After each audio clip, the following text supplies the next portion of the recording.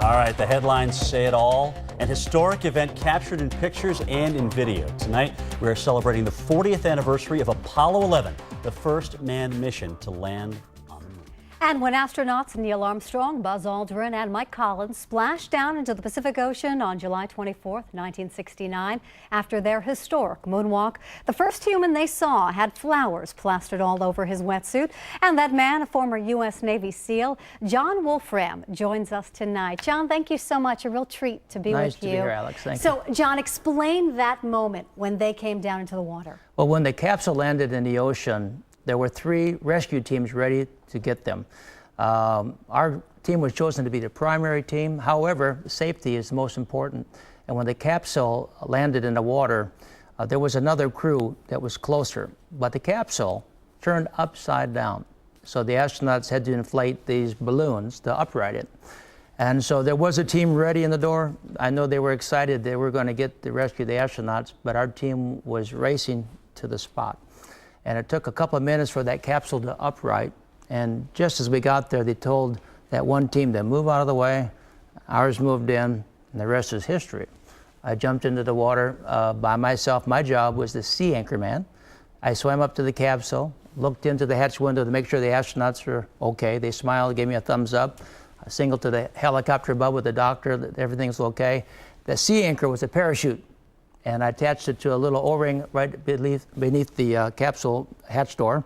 Swam up 15 yards, opened it up, and that caused an anchor. Otherwise, the capsule would skip across the water, and with the swells being 6 to 8 feet, it would be tossed around, almost impossible to attach a collar.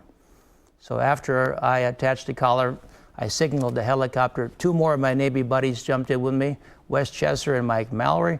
3 of us put that flotation bladder around the capsule.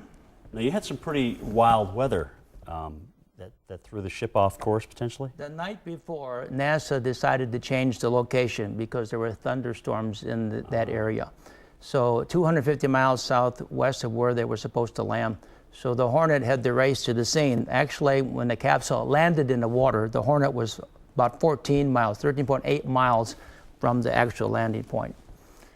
And, you know, John, what's most notable about you is that when you swam up there, you were in a wetsuit decked with all of these flowers. So in all of the news magazines, whether it be the ones you have all from '69, all kind of denoting that event, you're very obvious because you're there in that wetsuit denoted with all those flowers. Why the flowers there? Was that your idea? You need to remember the era that we were in. This was the 1960s.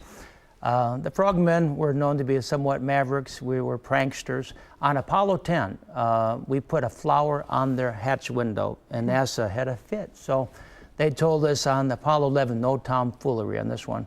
So we woke up at 2 o'clock in the morning. We had these flower decals. We thought, what can we do? We thought maybe put them underneath the helicopter, but nobody would see them. And somebody said, hey, John, how about you? So I plastered them on my wetsuit. Wow, and in the end, it's history. You're really noted for that, you know? Yes. John, you brought some great memorabilia with us. Show our viewers some of these, great magazines. Well, here's a great shot right here. Neil Armstrong picture. Neil Armstrong signed for me. I think that's. I'll just let you hold that down right there. You can I zoom understand in on it that if you want. he. You want to zoom in on that, you guys? There we go. All right. Maybe not. Anyway, great. Obviously, a great shot. It's from Neil Armstrong to John. Thanks for sharing our great adventure, Neil Armstrong, Apollo 11. Just an awesome. It is. He doesn't sign too many things anymore. Oh, and also, though, you got a Purple Heart. Tell us about that experience.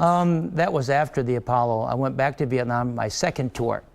And, of course, we were underwater demolition. We rode riverboats, and we destroyed things, blew up bunkers, and, checked the bottom of boats and so forth. And one of those operations, our boat was ambushed, and I was wounded with shrapnel, sent to a hospital. For a couple of months to recover. Meanwhile, 5 of my Navy buddies were killed over there that were teammates of mine. And so I was in Vietnam twice, actually. Right, before the mission, and then you came back and actually trained for it. What kind of training did you have to do for this mission? Well, in Coronado, we practiced at least 2 months.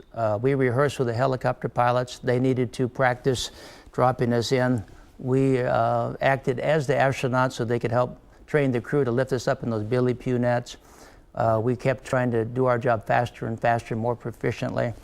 And practice makes perfect, and the Navy doesn't want to make any mistakes. Oh, John, well, thanks for joining us, and thanks for being one of our heroes. Hey, it was awesome. Alex, thank you very much, both of you. maybe you'll stay a little And bit Jim, longer, thank you. and we can talk to you again the We next can- half hour. We'd love to hear more stories. You got coffee and tea. We got it. Not a problem. Well, we have what you can have.